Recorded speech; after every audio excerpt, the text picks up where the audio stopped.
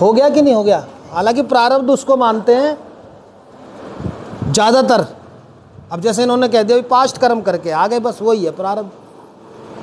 हमें अब ये जो मनुष्य योनि मिली है, कोई सी भी योनि मिली है, उसको भोगना पड़ेगा, तब वो हमारा प्रारब्ध खत्म होगा।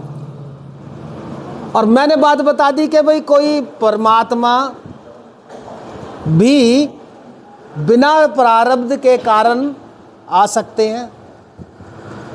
ये अलग बात है कि प्रारब्ध उनका संकल्प हो गया। नहीं आई बात समझ में? उन्होंने ये कह दिया कि भाई कोई धर्म की हानि करेगा तो मैं आऊँगा अधर्मी के मारने।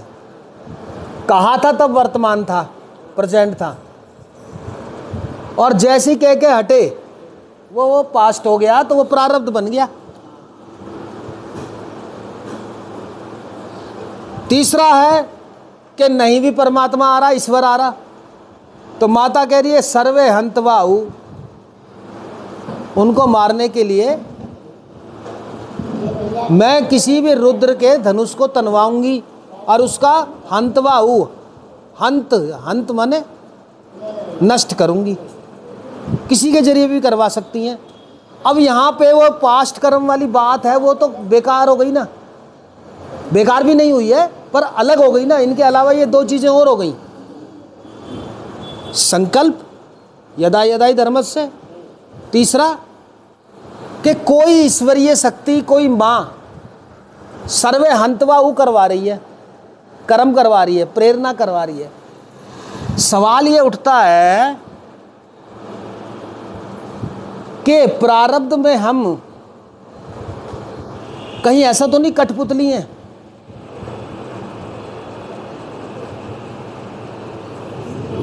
प्रारब्ध यानी कि विवश होकर कोई काम कर रहे हैं हम। सोचने वाली बात है, हर चीज प्रारब्ध हो रही है,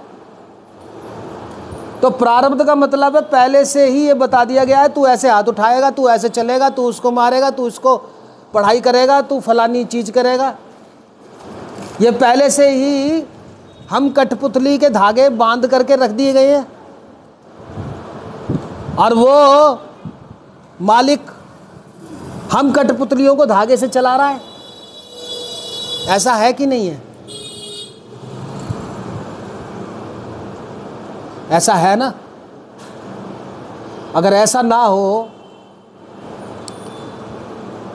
तो जो मैंने एक कहानी सुनाई थी आपको योग वशिष्ठ रामायण की, राजा पद्म की। राजा पद्म मर गए थे, तो लीला जो है विलाप कर रही थी। सुनाई थी मैंने ये कहानी आपको। लीला जो है वो रो रही थी कि मेरा जो पति है वो मर गया, और माँ सरस्वती उन्होंने सिद्ध कर रखी थी। माँ सरस्वती सिद्ध कर रखी थी, तो जो भी चीज़ हम सिद्ध कर रखी है वो आएंगे। तो माँ सरस्वती आई। माँ सरस्वती ने आकर के पूछा लीला क्यों रो रही है? कि मेरा पति है ये मर गया है, इसे जिंदा करो। कि क्यों जिंदा करें, इसके तो प्राण चले गए। मैं ज़्यादा से ज़्यादा ये कर सकती हूँ कि भाई ये शरीर सड़ेगा नहीं, गलेगा नहीं, तुम्हारे साथ रहेगा ये शरीर, तेरे को इससे मोह है। तो राजा पद्म का शरीर। बोली ठीक है माँ जी। जैसे कालिदास जी ने माँ सरस्वती को सिद्ध कर रखा था, तो जब मर्जी माँ सरस्वती उनको दर्शन दे देती थी कालिदास जी को। उन्होंने कहा ठीक है माता जी, प्रणाम करा, माँ चली गई। अब भाई वो जो शरीर है उसका क्या करेगी तू? ठीक है, उन्होंने ऐसा वरदान दे दिया कि ना सड़ेगा ना गलेगा, पर खाली मुर्दा शरीर का क्या करेगी तू? एक दिन, 2 दिन, काफ़ी दिन बीत गए कि तो पड़ा ही रहता है, लेटा ही रहता है, शरीर में बदबू नहीं है, शरीर तरोताजा है, जैसा मरा था वैसा की वैसा है। पर उसका फ़ायदा क्या? उसने माँ सरस्वती को दोबारा बुलाया।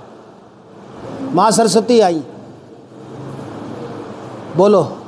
उन्होंने कहा भी मैं ऐसे शरीर का माँ क्या करूँगी जो चलता नहीं फिरता नहीं, और मेरे को तो बहुत ज़्यादा मोह है, बहुत ज़्यादा लगाव है इनसे। ये मेरे पति थे राजा पद्म। और मैं इनसे मिलना चाहती हूँ। उन्होंने कहा, माता ने, सरस्वती ने, कि लीला तू क्या सोच रही है कि ये जो राजा पद्म है ये अभी मृत शरीर में ही है, वैसे कहीं जिंदा नहीं है। चल मैं तेरे को ले जाके दिखला देती हूँ। जैसे जब अर्जुन ने हंगामा कर दिया, मैं मारूंगा नहीं इन लोगों को, ये मेरे ताऊ हैं, ताया हैं, भतीजे हैं, बड़े पापा हैं, इनके ऊपर धनुष नहीं चलाऊंगा, इन्हें मारूंगा, इन्हें मार के राज्य भोगूंगा क्या? उन्होंने कहा भाई मैं ईश्वर हूं और ईश्वर जो कहता है वो काम तू कर, क्योंकि ईश्वर ने कह दिया ना ये चीज होनी है तो होनी चाहिए वो।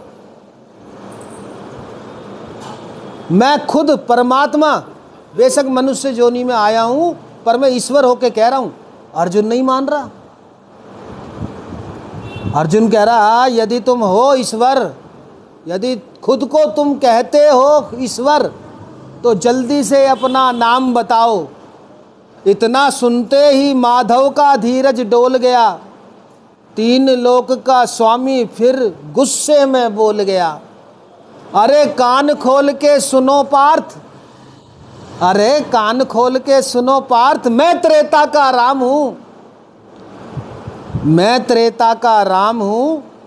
कृष्ण मुझे सब कहते हैं, मैं द्वापर का घनश्याम हूं। धर्म बचाने की खातिर मैं अनगित वेश